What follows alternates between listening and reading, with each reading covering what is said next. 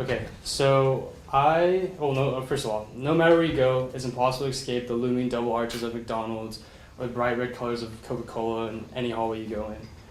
And I'm sure many of you watched the Super Bowl 2 weekends ago, and if you weren't watching it for the football, I'm sure you were watching it for all the commercials.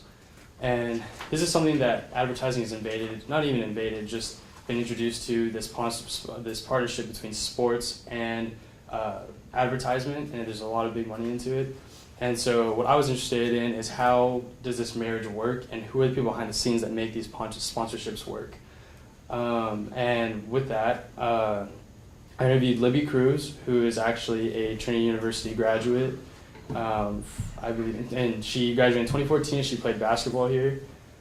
She, as of right now, works for San Antonio FC. She works for Spurs Sports Entertainment, and primarily with San Antonio FC, San Antonio's new soccer team, and which is a big thing that they have to do with sponsorship is the fact that they're sponsored by Toyota Field.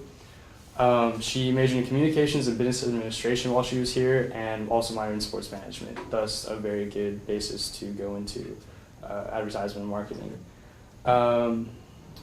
Basically what her title is a partnership activation coordinator.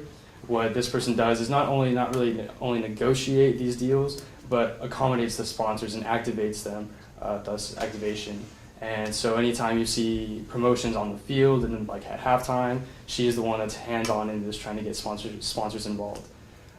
Being a sophomore, I tailored most of my questions to ask her how to get there, what path to follow, more than what do you do, because that's what was going to help me the most. Understand how to get into not only just sports marketing, but into any type of sports management job. So my purpose will be to describe the basic qualifications, preparations, and duties of being a partnership activation coordinator in sports organization. First, I of course just asked her, what are the basic qualifications? What are the things that you first need to accomplish before you can reach this? And I actually looked into it because she works through Spurs Sports and Entertainment. I looked into NBA, and according to OKC, the Oklahoma City Thunder, job description, they're people who prefer to have a 4-year degree in marketing and advertising. However, when I asked Libby about this, she says that experience is much more important than your major. The experience that you get from internships is going to be a lot more beneficial for you than what you major in. And so, for example, she had a marketing internship with the Spurs, which eventually led to a ticket sales job in the Spurs before she got her current job as partnership activation coordinator. My next was, well, so there's the basic qualifications, but how do you get the experience needed from those internships? And so her biggest thing was you just had to pay your dues before you reach your dream job. And this is a theme that's permeated through all of sports, she says. From her personal experience, she worked multiple service level jobs just as a waitress while she's studying to become, or while she was working as a ticket sales manager. And because of this, she says success, her biggest quote that I found just super connects everything. She says, success is when luck meets preparation. So you always have to be prepared. And be prepared for whether it's the opportunity, the interview, anything. And what she said during this time where she's being prepared to go into the actual job of partnership activation is, even though she's working as a waitress and working 2 other jobs, she researched the industry constantly, reading publications, magazines, any kind of new trending piece of news that really affected the industry. Yeah, she had to stay on top of it. And which leads me to my really last question for her, and it was, well, how do you keep yourself prepared?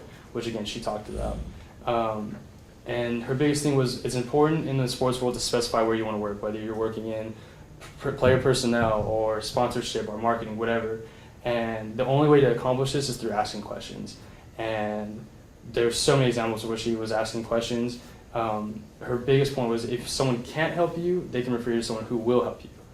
And people love talking about themselves. She said the easiest way to really get people to start talking is just, how did you get to where you are? Basically what I was asking her is, how did you get to where you are? And people just can tell you these different paths that led them to where they are now.